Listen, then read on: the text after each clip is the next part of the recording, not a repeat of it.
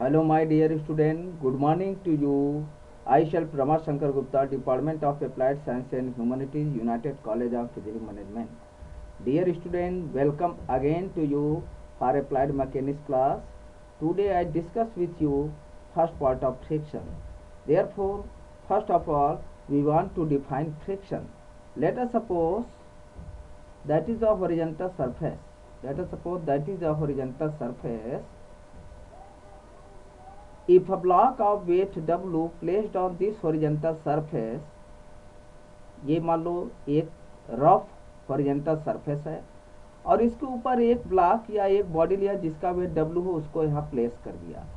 अगर यह बॉडी बेटा इस हॉरिजॉन्टल सरफेस पे स्लाइड कर रही है, इस बॉडी को जैसे ही आप इस पे रख रहे हैं, अगर ये बॉडी स्लाइड कर रही है, इसका मतलब इस बॉडी और इस हॉरिजॉन्टल सरफेस के कॉन्टैक्ट सरफेस के बीच में कोई फ्रिक्शन इन्वॉल्व नहीं है या कोई फोर्स कार्य नहीं कर रहा है। अगर इस बॉडी को आप इस हॉरिजॉन्टल सरफेस पे रख रहे हैं और जिस पोजीशन पे आप रख रहे हैं उसी पोजीशन में ये बॉडी बनी रहे, या यह बॉडी इस हॉरिजॉन्टल सरफेस पे इक्विलिब्रियम की कंडीशन पे रहे, जिसका मतलब हो गया इस बॉडी और इस हॉरिजॉन्टल सरफेस के कॉन्टैक्ट सरफेस के बीच में फ्रिक्शन इन्वॉल्व है और वह फ्रिक्शन इस बॉडी को स्लाइड होने का रेजिस्टेंस करता है। यह फ्रिक्शन जो दोनों के कॉन्टैक्ट सरफेस के बीच में प्रोड्यूस हो रहा है, इस बॉडी को फिसलने से रोकता है या फिसलने का विरोध करता है। तो रियल में फ्रिक्शन की यह एक ऐसी प्रॉपर्टी होती है कि जो दो पिंडों को स्लाइड होने से रोकता है या स्लाइड होने का विरोध करता है। इसलिए फ्रिक्शन की अगर डिफिनीशन आपको बतानी हो तो हम बोलते हैं कि फ्रिक्शन वह गुण है जो दो पिंडों के संपर्क तल के बीच में एक फोर्स उत्पन्न होता है जो उसको स्लाइड होने का विरोध करता है या रजिस्ट करता है। इसलिए यहाँ पे हमने लिखा friction is a resistive force which work at the surface of contact between two bodies to prevent or sliding the motion of one body relative to another body. तो रियल में फ्रिक्शन दो बॉडी को आपस में slide होने का विरोध करता है या उनको इक्विलिब्रियम की पोजीशन में मेंटेन किए रखता है।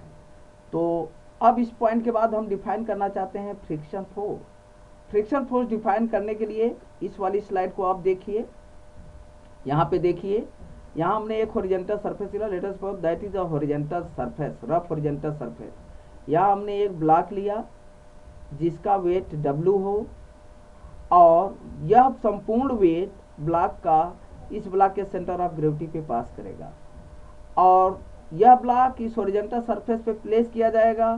तो यह ब्लॉक इस हॉरिजॉन्टल सरफेस पे एक फोर्स लगाएगा जिसे हमने W के रूप में दिखाया और यह फोर्स W पास होगा कहाँ से, बॉडी के सेंटर ऑफ ग्रेविटी से।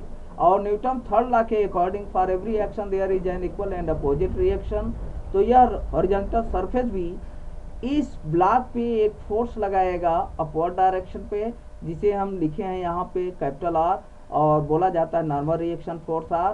और यह नॉर्मल रिएक्शन फोर्स R इस ब्लॉक के सरफेस के जस्ट परपेंडिकुलर होता है। अब अगर ये बॉडी इसकी इक्विलिब्रियम पोजीशन में है तो इक्विलिब्रियम पोजीशन होने का मतलब हो गया कि यह बॉडी इस हॉरिजॉन्टल सरफेस पे फिसल नहीं रहा है या स्लाइड नहीं कर रहा है। इसका मतलब दोनों के कॉन्टैक्ट सरफेस के बीच में यहाँ पे घर्षण कार्य कर रहा है। अब मान लिया कि इस बॉडी के ऊपर एक एक्सटर्नल फोर्स हमने यहाँ पे लगाया P और F। मान लो एक एफर्ट हमने लगाया P, उस एफर्ट की सहायता से अगर ये बॉडी फॉरवर्ड डायरेक्शन पे मूव करना चाहेगा तो दोनों के कॉन्टैक्ट सरफेस के बीच में एक टेंजेंशियल फोर्स प्रोड्यूस होता है। कॉन्टैक्ट सरफेसेस पे एक टेंजेंशियल फोर्स प्रोड्यूस होता है जिसका डायरेक्शन इस अप्लाइड फोर्स के अपोजिट होगा, जो इस बॉडी के इस फोर्स की वजह से जो मोशन उत्पन्न होगा बॉडी में उसका विरोध करेगा या रजिस्ट करेगा। इसलिए यहाँ पे म्यू इंटू आर को हमने नाम दे दिया फ्रिक्शन फोर्स, जहाँ म्यू है कोफिशिएंट ऑफ फ्रिक्शन और कैपिटल आर है नॉर्मल रिएक्शन फोर्स। तो यह फ्रिक्शन फोर्स इस बॉडी के मोशन का क्या करेगा, विरोध करेगा और इसका डायरेक्शन, इस फ्रिक्शन फोर्स का डायरेक्शन बॉडी जिस डायरेक्शन में मूव करेगी उसके जस्ट अपोजिट होगा और टेंजेंशियली होगा कांटेक्ट सरफेस के, दोनों बॉडी के कांटेक्ट सरफेस के टेंजेंशियल होगा। इसको हमने यहाँ पे डिफाइन कर दिया है कि friction force is a tangential force which is exerted eight the surface of contact by the stationary body on the moving body. Friction force act in a direction opposite to the direction of motion. मतलब friction force उस direction पे कार्य करेगा जिस direction में body move करना चाहेगी इस अप्लाइड एफर्ट की वजह से। और इस फ्रिक्शन फोर्स को हम डिनोट करते हैं, फोर्स ऑफ फ्रिक्शन को लिखते हैं म्यू इंटू आर, जहाँ म्यू को बोला जाता है कोफिशिएंट ऑफ फ्रिक्शन और आर को बोला जाता है नॉर्मल रिएक्शन। तो फ्रिक्शन फोर्स आपको क्लियर हो गया होगा। यहीं पे दो इम्पॉर्टेंट चीज़ें हम आपको बताना चाहेंगे इसी जगह। अगर यहाँ पे आप मान लें कि जब ये बॉडी, ध्यान से सुनिएगा आप सब लोग, अगर ये बॉडी इस हॉरिजॉन्टल सरफेस पर रखा गया है और शुरू में इस बॉडी पे कोई फोर्स न लग रहा हो, जब इस बॉडी पे कोई फोर्स नहीं लगेगा तो जितना ये नॉर्मल रिएक्शन फोर्स आर होगा उतना मैग्नीट्यूड का यह ब्लॉक भी इस हॉरिजॉन्टल सरफेस पे फोर्स लगाएगा। तो मतलब डब्ल्यू और आर का मैग्नीट्यूड सेम होगा, दोनों का डायरेक्शन अपोजिट होगा, तो रिजल्टेंट फोर्स इस बॉडी और इस हॉरिजॉन्टल सरफेस पे जीरो होगा। तो ये बॉडी किस पोजीशन पे बनी रहेगी? इक्विलिब्रियम की कंडीशन पे। इसका मतलब बॉडी जब इक्विलिब्रियम की कंडीशन पे है तो कोई फ्रिक्शन फोर्स इन्वॉल्व नहीं है। अगर आप बॉडी पे एक स्मॉल अमाउंट पे एफर्ट आप लगा रहे हैं पी, अगर बॉडी पे एक स्मॉल अमाउंट में एफर्ट आप लगा रहे हैं पी, तो इस एफर्ट की वजह से ये बॉडी फॉरवर्ड डायरेक्शन पे मूव नहीं कर पाएगी। इसका कारण यह होगा कि दोनों के कांटेक्ट सरफेस के बीच में यह जो टेंजेंशियल फोर्स कार्य कर रहा है, यह टेंजेंशियल फोर्स इस फोर्स का विरोध करेगा, जिसकी वजह से ये ब्लॉक आगे मूव नहीं करेगा या फॉरवर्ड मूव नहीं करेगा। लेकिन अगर आप इस अप्लाइड एफर्ट या एक्सटर्नल फोर्स के मैग्नीट्यूड को आप बढ़ाते जाएं तो हम देखेंगे कि यह फ्रिक्शन फोर्स भी उसी अमाउंट में बढ़ता जाएगा। अगर आप इस P या F को आप बढ़ा रहे हैं तो यह टेंजेंशियल फ्रिक्शन फोर्स भी बढ़ता जाएगा। लेकिन यह टेंजेंशियल फोर्स बढ़ता कहाँ तक है? जब तक कि इस बॉडी में गति प्रारंभ न हो। बॉडी में गति प्रारंभ होने के पहले तक अगर ये फोर्स बढ़ रहा है तो यह फ्रिक्शन फोर्स भी बढ़ता रहता है। अब अगर इस फोर्स को आप कम करने लगेंगे तो यह फ्रिक्शन फोर्स भी क्या होगा? कम होने लगेगा। यह फ्रिक्शन फोर्स भी फिर कम होने लगेगा। अब अगर इस अप्लाइड फोर्स को आप अगर जीरो कर देंगे तो यह फ्रिक्शन फोर्स भी क्या हो जाएगा? जीरो हो जाएगा। इसका मतलब हो गया कि इस फ्रिक्शन फोर्स को हम ये एक और नाम दे सकते हैं जिसका नाम होगा सेल्फ एडजस्टिंग फोर्स। यह फ्रिक्शन फोर्स म्यू आर इसीलिए बोला जाता है सेल्फ एडजस्टिंग फोर्स, और केवल यह उतने ही मान के लिए उपलब्ध होता है या उत्पन्न होता है जितने के लिए कि इस ब्लॉक के गति को वह रोक सके। तो इसीलिए फ्रिक्शन फोर्स को हम सिंपली नाम दे देते हैं सेल्फ एडजस्टिंग फोर्स। एक चीज और यहाँ मैं डायग्राम में क्लियर कर दूंगा आप लोगों को, आगे वो लिखा भी मिलेगा आपको। यहाँ पे हम आपको बता रहे थे अभी कि अगर इस फोर्स को आप अप्लाइड फोर्स को अगर आप बढ़ा रहे हैं तो फ्रिक्शन फोर्स भी बढ़ता है। और फ्रिक्शन फोर्स बढ़ता कहाँ है, कब तक है? जब तक इस बॉडी में गति उत्पन्न नहीं हो रही। इसका मतलब इस फ्रिक्शन फोर्स की एक लिमिट भी है, और वह लिमिट क्या है कि बॉडी जब तक गति नहीं करेगी तब तक ये फ्रिक्शन फोर्स बढ़ता रहेगा, और जहां तक मैक्सिमम बढ़ के जाएगा वही इसकी मैक्सिमम सीमा हो जाएगी। तो इस मैक्सिमम सीमा को हम बोलते हैं लिमिट ऑफ फ्रिक्शन या limiting friction.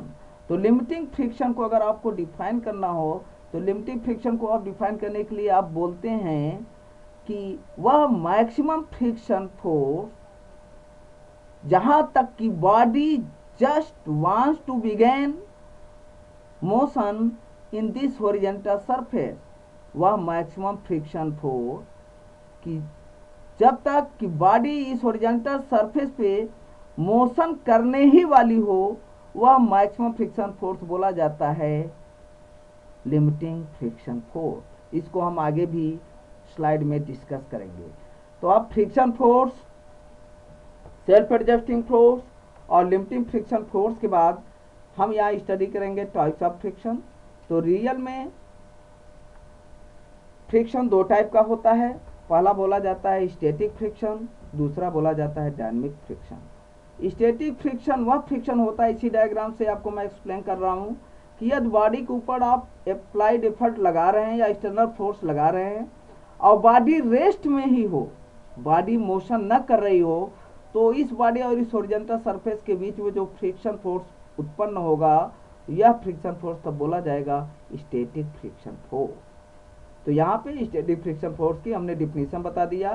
Static friction is the friction when the body is before tends to move और before just to start the motion. मतलब बॉडी मोशन स्टार्ट करने के पहले, बॉडी में मोशन स्टार्ट होने से पहले बॉडी और हॉरिजॉन्टल सरफेस के बीच में जो फ्रिक्शन उत्पन्न होगा वो बोला जाता है स्टैटिक फ्रिक्शन। यहाँ पे फिर मैं आप हेडिंग देख रहे होंगे, स्टार बना करके लिखा हुआ लिमिटिंग फ्रिक्शन। तो लिमिटिंग फ्रिक्शन को ऑलरेडी मैं आपको यहाँ पे डिफाइन कर दिया था कि it is the maximum value of force of static friction which comes into the play when a body just begins to slide over the surface of another body। चूँकि जब ये मैक्सिमम स्टैटिक फ्रिक्शन की value ही, जब body पर आप effort लगाते हैं तो फ्रिक्शन फोर्स बढ़ता जाता है और एक सर्टेन पॉइंट के बाद ये फ्रिक्शन फोर्स बढ़ना बंद होता है और बॉडी में मोशन आता है।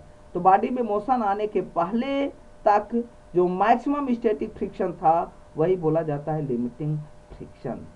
तो लिमिटिंग फ्रिक्शन भी आपको क्लियर हो गया होगा, इसकी डिफिनीशन मैं यहाँ पे आपको बता दिया हूँ। अब सेकेंड स्टार के रूप में यहाँ पे मेरी हेडिंग है डायनेमिक फ्रिक्शन। ये डायनेमिक फ्रिक्शन, तो डायनेमिक फ्रिक्शन को अगर आपको डिफाइन करना हो तो इसी स्लाइड में देखिएगा कि यदि इस बॉडी के ऊपर आप एफर्ट या फोर्स लगा रहे हो और बॉडी में अगर मोशन उत्पन्न हो जाए, तो जब बॉडी में मोशन उत्पन्न होगा तो इस बॉडी और इस हॉरिजॉन्टल सरफेस के कांटेक्ट सरफेस के बीच में जो फ्रिक्शन फोर्स उत्पन्न होगा उसे बोला जाता है डायनेमिक फ्रिक्शन फोर्स। तो डायनेमिक फ्रिक्शन फोर्स तब प्रोड्यूस होगा when body is motion in this horizontal surface due to this applied force. तो डायनेमिक फ्रिक्शन फोर्स ऑलरेडी आपको क्लियर हुआ होगा। और यहाँ पे डायनेमिक फ्रिक्शन फोर्स बोलिए चाहे काइनेटिक फ्रिक्शन बोलिए, और डायनेमिक फ्रिक्शन या काइनेटिक फ्रिक्शन भी दो टाइप का होता है। रियल में डायनेमिक फ्रिक्शन या काइनेटिक फ्रिक्शन भी दो टाइप का होता है, पहला होता है स्लाइडिंग फ्रिक्शन और दूसरा होता है रोलिंग फ्रिक्शन। तो स्लाइडिंग फ्रिक्शन ऐसा फ्रिक्शन होता है कि जब बॉडी के ऊपर आप फोर्स लगा रहे हो, लेट अस सपोज हियर इस बॉडी के ऊपर आप फोर्स लगा रहे हो और यह बॉडी इस हॉरिजॉन्टल सरफेस पे केवल फिसल रही हो, यह बॉडी इस हॉरिजॉन्टल सरफेस पर अगर फिसल रही हो तो उस समय इस बॉडी और इस हॉरिजॉन्टल सरफेस के बीच में जो फ्रिक्शन उत्पन्न होगा उसे बोला जाएगा स्लाइडिंग फ्रिक्शन। और यदि उसी को आगे हम बढ़ा रहे हैं, इसी को आगे हम बढ़ा रहे हैं आपको कि यदि इस बॉडी के ऊपर आप फोर्स लगा रहे हो, ये एक्सटर्नल एफर्ट आप लगा रहे हो और एक्सटर्नल एफर्ट की वजह से बॉडी स्लाइड ना करे बल्कि रोल करते हुए आगे बढ़े। रोल मतलब चक्कर लगाते हुए, जैसे गेंद को जब आप फेंकते हैं तो गेंद सरफेस पे रोल करते हुए आगे बढ़ती है, तो अगर यह बॉडी भी रोल करते हुए आगे बढ़े तो सब बोला जाता है रोलिंग फ्रिक्शन। स्लाइडिंग फ्रिक्शन के ढेर सारे एग्जाम्पल हैं। यहाँ पर लिखा है इन वर्किंग ऑफ बस बियरिंग। बुश बियरिंग आप देखे होंगे, बुश बियरिंग सीधा एग्जाम्पल है स्लाइडिंग फ्रिक्शन का। और आप देखे होंगे छोटे बच्चों को जो मालिश करती हैं महिलाएं, जब छोटे बच्चों को मालिश करती हैं तो भी सीधा एग्जाम्पल होता है स्लाइडिंग फ्रिक्शन का, rubbing oil on a child baby. Reciprocating the piston in cylinder of engine, अगर आप इंजन को देखे होंगे तो उसका पिस्टन बार बार मूव करता है तो वो भी स्लाइडिंग फ्रिक्शन का एग्जाम्पल होगा। Sliding part in working machine such as shaper and planer, these are the simply example of the sliding friction. Rolling friction के एग्जाम्पल है इन वर्किंग ऑफ बॉल और रोलर बियरिंग। बॉल बियरिंग का आप नाम सुने होंगे, आप लाइव में देखते होंगे, हर एक जगह मशीनरी में यूज होता है। तो ये भी सीधा रोलिंग फ्रिक्शन का एग्जाम्पल है। Moving wheel on the road on railway track, road पे या रेलवे ट्रैक पे जब गाड़ियाँ मूव करती हैं या मोशन में होती हैं तो जो व्हील में मोशन होता है, व्हील जो है रोटेट करते हुए, रोल करते हुए आगे बढ़ती है, तो ये सीधा एग्जांपल होगा रोलिंग फ्रिक्शन का। और स्केटिंग, बर्फ जो स्केटिंग की जाती है वो भी सीधा एग्जांपल होगा रोलिंग फ्रिक्शन का। अब यहाँ पे एक चीज़ मैं और डायग्राम से क्लियर कर दूंगा, इसी डायग्राम से केयरफुली आप ध्यान दीजिएगा। यहाँ पे मैं ये बताना चाहूँगा आपको कि static friction, dynamic friction, limiting friction, इसमें से किसकी वैल्यू कितनी होती है, या किसकी वैल्यू ज़्यादा होती है या किसकी वैल्यू कम होती है, एक बार केयरफुली आप इसी से समझ लेंगे, इसी डायग्राम के थ्रू। अभी हम आपको बताए हैं इसी स्लाइड से कि जब आप एफर्ट को बढ़ाते हैं तो ये फ्रिक्शन फोर्स भी बढ़ता है। फ्रिक्शन फोर्स कहाँ तक बढ़ता है? जब तक कि बॉडी में मोशन उत्पन्न ना हो, और उस समय तक यह फ्रिक्शन फोर्स अपनी लिमिट तक पहुंच जाता है। स्टैटिक फ्रिक्शन की मैक्सिमम वैल्यू तक पहुंचता है, इसलिए उसे लिमिटिंग फ्रिक्शन बोलते हैं। और इस इफर्ट की वजह से अगर बॉडी में मोशन उत्पन्न हो जाए तब वो डायनेमिक में कन्वर्ट होता है फ्रिक्शन फोर्स, और उसकी वैल्यू फिर इस फ्रिक्शन फोर्स की वैल्यू उस समय थोड़ा सा कम हो जाती है। तो अगर बॉडी मोशन में है तो फ्रिक्शन फोर्स की वैल्यू थोड़ा सा स्टैटिक फ्रिक्शन से कम हो जाती है। इसलिए हम बोलते हैं कि डायनेमिक फ्रिक्शन फोर्स की वैल्यू स्टैटिक फ्रिक्शन फोर्स से क्या होती है? कम होती है। इसलिए हमने लिखा dynamic friction is always less than static friction. और नेक्स्ट पॉइंट पे हम यहाँ बताएं आपको कि rolling friction is always less than sliding friction. Understand? अब नेक्स्ट स्टडी है हमारी लॉ ऑफ स्टैटिक फ्रिक्शन। अगर हमको स्टैटिक फ्रिक्शन के नियम बताने हो तो ऑलरेडी मैं आपको यहाँ पे बता रहा हूँ कि friction force always act tangential on the surface of contact in a direction opposite to the applied force. यहाँ आप डायग्राम में आपने दिखाया है स्टैटिक फ्रिक्शन के लॉ आप बता रहे हैं कि अगर इस बॉडी पे आप एफर्ट आप लगा रहे हैं तो फ्रिक्शन फोर्स क्या होगा? दोनों के कांटेक्ट सरफेस के टेंजेंशियल होगा और इसके डायरेक्ट बॉडी के मोशन के डायरेक्शन के जस्ट अपोजिट होगा। तो यहाँ पे आपने यही पॉइंट, आपने फर्स्ट पॉइंट यहाँ पे आपने लिखा हुआ है। सेकेंड पॉइंट आपने लिखा है magnitude of friction force is exactly equal to the applied force, so it is called self adjusting force. Slide में ही आपने बताया था कि जिस अमाउंट पे आप फोर्स बढ़ाते हैं उसी अमाउंट में फ्रिक्शन फोर्स भी बढ़ता है। तो magnitude of friction force is exactly equal to the applied force. और थर्ड पॉइंट में आपने बताया friction force depend upon the nature of the surface in contact. मतलब फ्रिक्शन फोर्स, यह फ्रिक्शन फोर्स इन दोनों बॉडी के कांटेक्ट सरफेस के नेचर पे डिपेंड करेगा, न कि इस हॉरिजॉन्टल सरफेस की साइज पे, न तो इस ब्लॉक की साइज पे, न तो इसके एरिया, न तो इसके वॉल्यूम में। तो फ्रिक्शन फोर्स इन दोनों बॉडी के कांटेक्ट सरफेस के नेचर पे डिपेंड करता है। फिर लास्ट पॉइंट हमने बताया है कि friction force is directly proportional to the normal reaction R. मतलब friction force F S is directly proportional to R. यहाँ सबस्क्रिप्ट हमने यस लिया है, क्यों?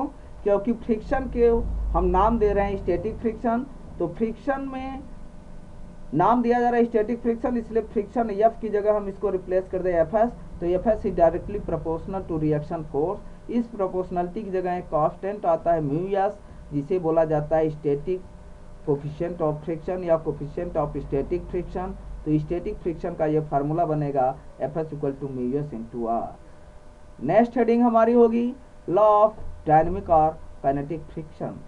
यहाँ पे फर्स्ट पॉइंट आपने बताया है कि the force of friction always act in a direction opposite to the motion of body. मतलब बॉडी में अगर आप फोर्स लगाएंगे तो बॉडी एक सर्टेन डायरेक्शन पे मूव करेगी, तो बॉडी के मोशन के अपोजिट डायरेक्शन पे फोर्स कार्य करता है। फर्स्ट पॉइंट पे आपने लिखा। फिर आपने लिखा frictional force remains constant for moderate speed but it decreases slightly with the increase of speed। मतलब यह फ्रिक्शन फोर्स, अगर ये बॉडी मोशन में है, अगर ये बॉडी मोशन में है इस फोर्स की वजह से, तो इसके कॉन्टैक्ट सरफेस में डायनामिक फ्रिक्शन फोर्स होगा और इसका डायरेक्शन इसके अपोजिट होगा। और यह डायनामिक फ्रिक्शन फोर्स, तब ये फ्रिक्शन फोर्स डायनामिक में कन्वर्ट रहेगा और ये इस बॉडी के मोशन को कंट्रोल करता है या उसकी स्पीड को क्या करता है, स्लो करता है। और लास्ट पॉइंट पे आपने लिखा कि dynamic friction force is independent of shape, size, area and volume.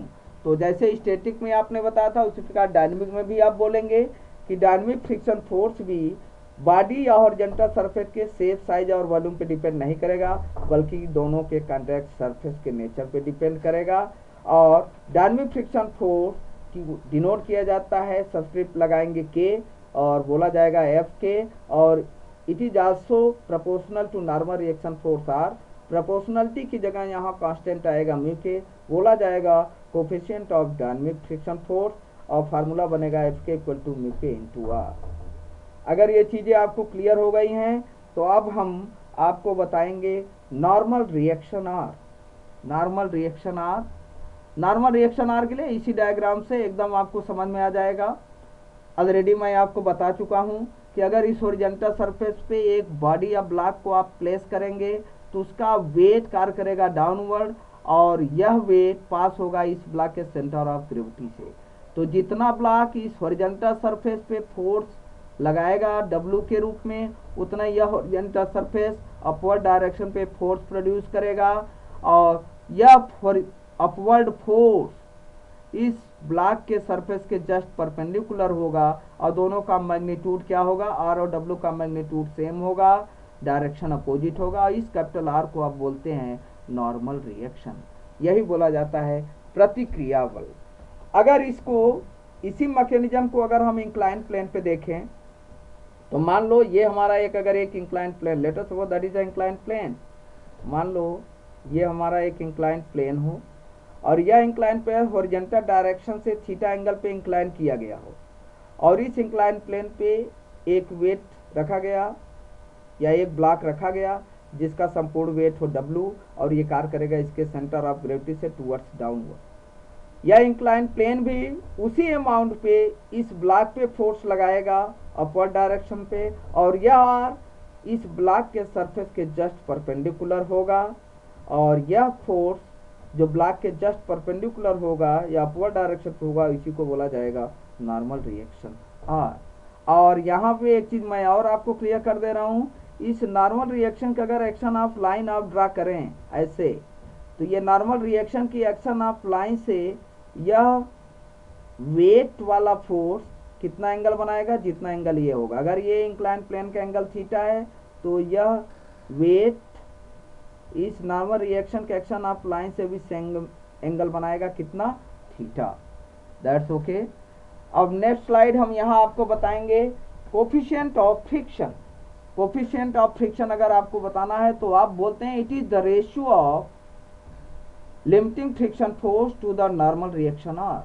तो लिमिटिंग फ्रिक्शन फोर्स या फ्रिक्शन फोर्स को लिखा जाता है F और नॉर्मल रिएक्शन को आप डिनोट करते हैं कैपिटल R। तो दोनों का जो रेशियो आप लेंगे वही होगा कोफिशिएंट ऑफ फ्रिक्शन। यहाँ से देखेंगे ये लिमिटिंग फ्रिक्शन फोर्स है, इसकी भी यूनिट फोर्स के बराबर होगी, यह भी नॉर्मल रिएक्शन फोर्स है, इसकी भी यूनिट फोर्स के बराबर होगी। That means coefficient of friction have no unit, इसका कोई यूनिट नहीं होगा। फिर यहाँ पे हम एक चीज मैं और आपको बताऊंगा जो बहुत इंपॉर्टेंट है कि values of coefficient of friction, mu की वैल्यू हमेशा 0 से 1 होगी। मतलब कोफिशिएंट ऑफ फ्रिक्शन की मैक्सिमम वैल्यू कितनी होगी, 1 और मिनिमम वैल्यू कितनी होगी, 0। मतलब कोफिशिएंट ऑफ फ्रिक्शन की वैल्यू हमेशा वेरी करोगी in between 0 to 1। Value of mu remains constant for a material, मतलब कोई भी मटेरियल होगा, जो भी मटेरियल होगा उसकी म्यू की वैल्यू हम फिक्स हो जाएगी। ऐसा नहीं है कि उसकी वैल्यू बार बार चेंज होती रहे। मटेरियल जो भी होगा उसकी कोफिशिएंट ऑफ फ्रिक्शन हमेशा कांस्टेंट होगा। और अगर कोई स्मूथ प्लेन है, स्मूथ प्लेन का मतलब हो गया कि बॉडी उस सरफेस पे अगर स्लाइड कर जा रही है या फिसल जा रही है तो उस सरफेस के लिए कोफिशिएंट ऑफ फ्रिक्शन म्यू बराबर क्या होगा, 0 होगा। अब नेक्स्ट पॉइंट हम आपको यहाँ बता रहे हैं, एंगल ऑफ फ्रिक्शन, कोण ऑफ फ्रिक्शन, ये आप जानते होंगे। कोण ऑफ फ्रिक्शन, कोण ऑफ फ्रिक्शन को या एंगल ऑफ फ्रिक्शन डिफाइन करने के लिए इस डायग्राम का हम हेल्प लेंगे, इसी में आपको हम बता दे रहे हैं। यहीं से केयरफुली आप ध्यान दीजिएगा कि मान लो ये एक हॉरिजॉन्टल सरफेस है, late us suppose that is a horizontal surface. If a block which have weight W placed on this horizontal surface, then this horizontal surface produces a upward force which have same magnitude but in opposite direction। मतलब हमारा यहाँ कहने का है कि अगर एक block जिसका संपूर्ण वेट W हो, अगर इस हॉरिजॉन्टल सरफेस पे आप प्लेस करेंगे, रखेंगे, तो यह ब्लॉक इस हॉरिजॉन्टल सरफेस पे एक फोर्स प्रोड्यूस करेगा, W के बराबर होगा, जिसे mg भी आप लिखे हैं, और यह W पास होगा इस ब्लॉक के सेंटर ऑफ ग्रेविटी से टुवर्ड्स डाउनवर्ड, और यह हॉरिजॉन्टल सरफेस भी उसी मैग्नीट्यूड का अपवर्ड डायरेक्शन पे फोर्स लगाएगा जिसे आपने नॉर्मल रिएक्शन फोर्स आर लगाया। अगर इस ब्लॉक पे आप एफर्ट लगा रहे हैं या अप्लाइड फोर्स आप लगा रहे हैं कैपिटल F, तो ये ब्लॉक इस डायरेक्शन पे मूव करना चाहेगा, और जब ये ब्लॉक इस डायरेक्शन मूव करेगा तो इस ब्लॉक और इस हॉरिजॉन्टल सरफेस कॉन्टैक्ट सरफेस के बीच में एक फ्रिक्शन फोर्स उत्पन्न हो जाएगा, जिसे आपने यहाँ लिखा है mu into R, that is force of friction. अब इस फोर्स ऑफ फ्रिक्शन और इस नॉर्मल रिएक्शन का अगर हमको रिजल्टेंट ड्रा करना हो, मतलब इस नॉर्मल रिएक्शन फोर्स और इस coefficient of force of friction ये और नॉर्मल रिएक्शन ये, अगर दोनों का आप परिणामी ड्रा करें तो ये वाली लाइन जाएगी, यस वाली line, this is the resultant of the friction force and normal reaction force. Normal reaction force और फोर्स ऑफ फ्रिक्शन का ये क्या होगा, रिजल्टेंट होगा, और यह रिजल्टेंट नॉर्मल रिएक्शन से जितना भी एंगल बनाएगा वही एंगल बोला जाता है एंगल ऑफ फ्रिक्शन। तो यहाँ थीटा बोला जाएगा एंगल ऑफ फ्रिक्शन। इसीलिए यहाँ पे मैं लिखा हूँ कि एंगल ऑफ फ्रिक्शन में भी define as the angle with the resultant of the limiting friction and normal reaction max with the normal reaction. मतलब resultant of force of friction और नॉर्मल रिएक्शन, जो एंगल नॉर्मल रिएक्शन से बनाएगा वही angle बोला जाता है एंगल ऑफ फ्रिक्शन। इसको डिनोट किया जाता है थीटा से। तो अगर आपको एंगल ऑफ फ्रिक्शन निकालना हो तो आप लिखेंगे tan थीटा बराबर, अगर यहाँ पे देखें तो ये ट्रेंगल बन गया ए, यहाँ पे देखिए इस पॉइंट को हमने नाम दिया ए, बी और ओ, ये एक ट्रेंगल बना। अब इस ट्रेंगल में देखा जाए tan थीटा की अगर आप वैल्यू निकाल रहे हो तो tan थीटा बराबर होता है परपेंडिकुलर अपॉन बेस। तो इस एंगल के सामने ये परपेंडिकुलर होगा, मतलब ए बी परपेंडिकुलर होगा और बेस होगा ओ बी। तो यहाँ हमने लिखा tan थीटा बराबर A B upon O B. चूंकि जितना मैग्नीट्यूड ए बी का होगा उतना ही मैग्नीट्यूड किसका होगा, ओ सी का होगा। तो यह ओ सी फोर्स ऑफ फ्रिक्शन रिप्रेजेंट करेगा, और जिसका मैग्नीट्यूड ए बी के ही जस्ट क्या होगा, बराबर होगा, इस ए बी के ही बराबर होगा। तो यहाँ tan थीटा बराबर फिर इसको लिख सकते हो ओ सी बटा ओ बी, और ओ सी ये है फ्रिक्शन फोर्स। फ्रिक्शन फोर्स को आप लिखते हैं F equal to mu into R, तो mu into R upon O B. O B क्या है, नॉर्मल रिएक्शन का मैग्नीट्यूड, ये ओ बी क्या है, इस नॉर्मल रिएक्शन का मैग्नीट्यूड, तो mu R upon R that gives mu. तो एंगल ऑफ फ्रिक्शन थीटा बराबर आपको मिलेगा, यहाँ से आप देखेंगे एंगल ऑफ फ्रिक्शन म्यू बराबर यहाँ से आपको मिल रहा है tan थीटा, तो एंगल ऑफ फ्रिक्शन थीटा की वैल्यू मिलेगा tan इनवर्स म्यू, यही होगा एंगल ऑफ फ्रिक्शन। तो ये आपको एक वैल्यू मिल जाएगी एंगल ऑफ फ्रिक्शन की। ओके, आपको ये चीज़ें क्लियर हो गई होंगी।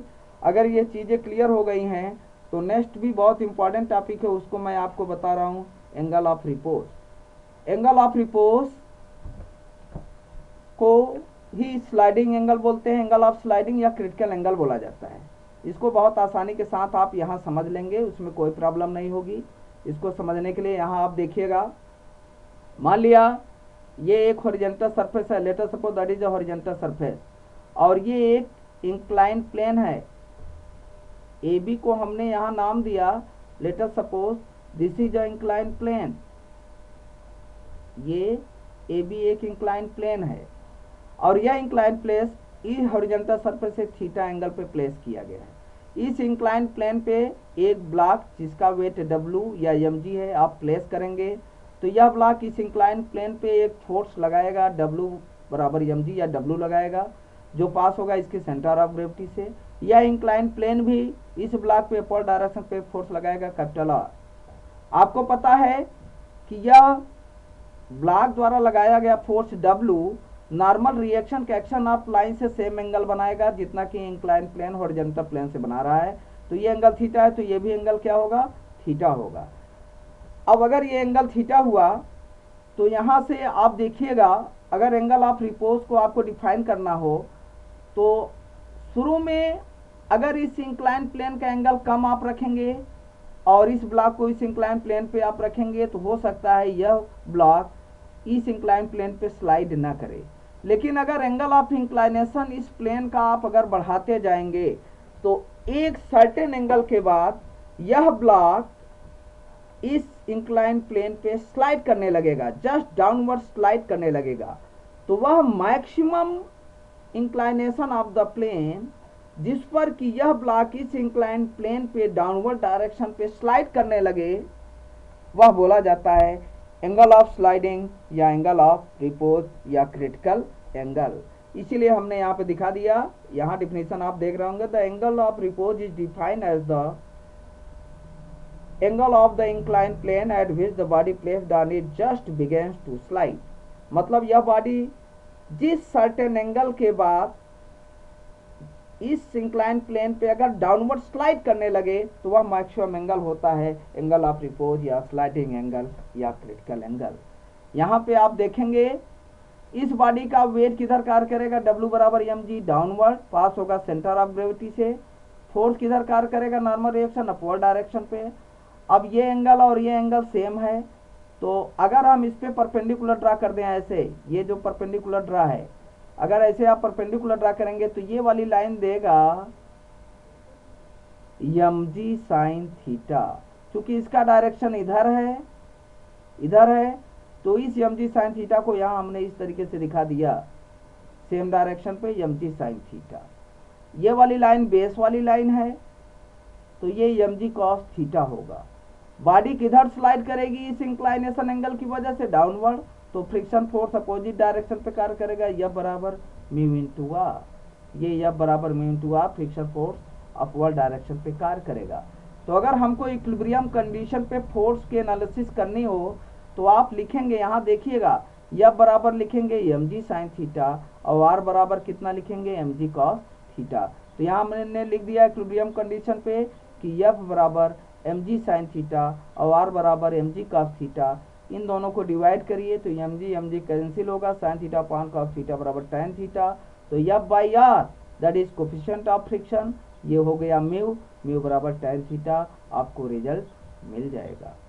तो एंगल ऑफ रिपोज या स्लाइडिंग एंगल की सहायता से फिर एक बार आपने कोफिशिएंट ऑफ फ्रिक्शन को दिखा दिया। अंडरस्टैंड? अगर आप इसको समझ गए हैं तो नेक्स्ट लाइन में हम आपको बताएंगे cone of friction. Cone of friction एकदम इसी डायग्राम के अकॉर्डिंग आपको क्लियर समझ में आ जाएगा। देखिएगा इधर इसी डायग्राम से, मान लीजिए यह ब्लॉक इस हॉरिजॉन्टल सरफेस पे अगर रखा गया है, फोर्स आप इधर लगा रहे हो, नॉर्मल रिएक्शन इधर है, फोर्स ऑफ फ्रिक्शन इधर है, और इस नॉर्मल और इस फोर्स ऑफ फ्रिक्शन का रिजल्टेंट क्या है, इधर है। अगर इस रिजल्टेंट को आप इस नॉर्मल रिएक्शन के अबाउट रोटेट कर दें या रिजॉल्व कर दें तो ये ऐसे जाएगा और ये भी एंगल क्या होगा, सेम एंगल होगा। और फिर यहाँ आप देखेंगे ये एक ऐसे क्या बना लेगा, नॉर्मल रिएक्शन के अबाउट कोन बना लेगा। इसी को बोला जाता है कोन ऑफ फ्रिक्शन। तो यहाँ आप देखेंगे ऑलरेडी आपको मैं यहाँ दिखा रहा हूँ, इसी डायग्राम को यहाँ मैं आगे बना दिया हूँ कोन ऑफ फ्रिक्शन के, कि यह ब्लॉक है और इधर आप फोर्स अप्लाई कर रहे थे तो फ्रिक्शन फोर्स, मान लो इधर फोर्स अप्लाई कर रहे हैं इस डायरेक्शन पे एफर्ट आप लगा रहे हैं कितना, P, तो फ्रिक्शन फोर्स किधर होगा, इधर होगा। अब इधर एफर्ट लग रहा है, ये हमारा फोर्स ऑफ फ्रिक्शन है, ये है नॉर्मल रिएक्शन, तो रिजल्टेंट वाली लाइन ये होगी। ये रिजल्टेंट फोर्स है। ये देखिए यहाँ मैं डायग्राम से दिखा रहा हूँ, resultant of Fs and R। तो ये रिजल्टेंट इस फ्रिक्शन फोर्स और नॉर्मल रिएक्शन का है। इस रिजल्टेंट को अगर इस नॉर्मल रिएक्शन के अबाउट रिजॉल्व कर दें या रोटेट कर दें तो ये एक बनाएगा कोन ऑफ फ्रिक्शन। इस कोन का शीर्ष क्या होगा, नॉर्मल रिएक्शन वाली लाइन, और इसे सिंपली बोला जाता है cone of friction. Next slide में बहुत इंपॉर्टेंट चीज मैं आपको बता रहा हूँ। यहाँ पे मैं आपको बता रहा हूँ कि how we can find the coefficient of friction on a horizontal plane. किसी हॉरिजॉन्टल प्लेन पे कोई ब्लॉक अगर रखा गया है तो कैसे उसका आप कोफिशिएंट ऑफ फ्रिक्शन निकालना चाहेंगे, कैसे आप उसका कोफिशिएंट ऑफ फ्रिक्शन प्राप्त करेंगे। तो यहाँ हमने इसको एक दिखा दिया, let us suppose that is a horizontal plane, this is a horizontal plane. इस हॉरिजॉन्टल प्लेन पे एक ब्लॉक जिसका टोटल वेट W है रख दिया गया। तो यह ब्लॉक इस पे एक फोर्स लगाएगा W के रूप में जो पास होगा इसकी सेंटर ऑफ ग्रेविटी से। यह हॉरिजॉन्टल सरफेस भी इस ब्लॉक पे अपवर्ड डायरेक्शन फोर्स लगाएगा जिसे बोला गया नॉर्मल रिएक्शन R।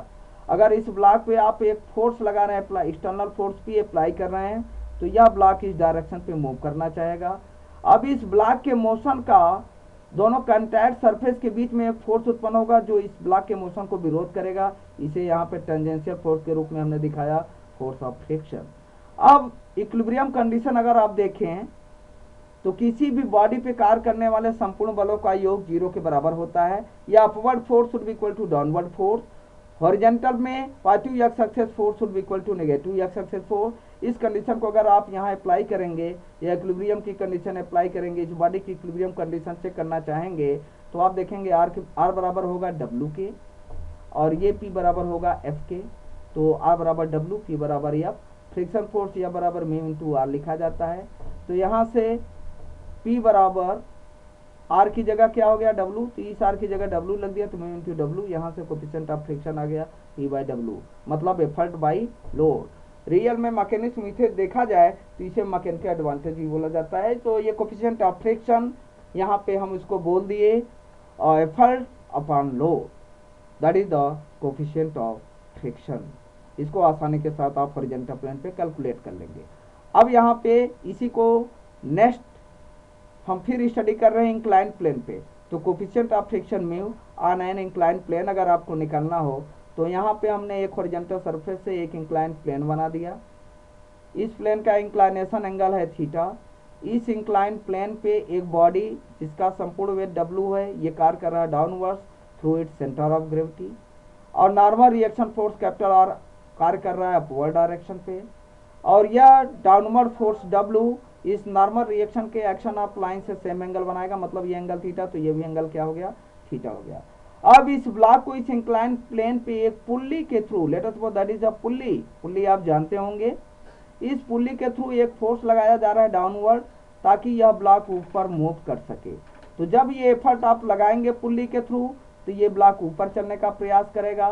तो फ्रिक्शन फोर्स दोनों सरफेस के बीच में जो उत्पन्न होगा वो डाउनवर्ड कार्य करेगा, इसलिए हमने फ्रिक्शन फोर्स का डायरेक्शन म्यू इंटू R इधर दिखा दिया ये। और आपको पता है कि अगर ये W है, ये इससे एंगल बना रहा है थीटा, तो अगर आप इधर परपेंडिकुलर आप ऐसे ड्रा करेंगे, अगर इसे परपेंडिकुलर ड्रा करेंगे तो ये परपेंडिकुलर वाली साइड होगी W साइन थीटा, जिसका डायरेक्शन इधर होगा। तो W साइन थीटा के सेम मैग्नीट्यूड को हमने यहाँ रिप्रेजेंट कर दिया। ये बेस वाली लाइन है तो ये W cos थीटा होगा। और फिर इक्विलिब्रियम की कंडीशन अगर आप अप्लाई करेंगे तो यहाँ आप देखेंगे कि R किसके बराबर लिखा जाएगा, W cos थीटा के। P किसके बराबर लिखा जाएगा, डाउनवर्ड फोर्स के, मतलब W sin theta plus mu R। तो यहाँ हमने इक्विलिब्रियम कंडीशन अप्लाई किया, R बराबर W cos थीटा, P बराबर W sin theta plus mu R। इस R की जगह W cos थीटा की ये वाली वैल्यू उठा के रख दीजिए। फिर यहाँ से म्यू की वैल्यू आप निकालेंगे तो म्यू बराबर P minus W sin theta upon W cos theta. ये आपको कोफिशिएंट ऑफ फ्रिक्शन इस इंक्लाइन प्लेन पे मिल जाएगा। और हम आपसे आशा करते हैं डियर स्टूडेंट कि आज की ये सभी टॉपिक आपको क्लियर हो गया होगा। नेक्स्ट टाइम फिर हम दूसरा टॉपिक लेके आपके पास पहुंचेंगे। धन्यवाद, थैंक यू सो मच।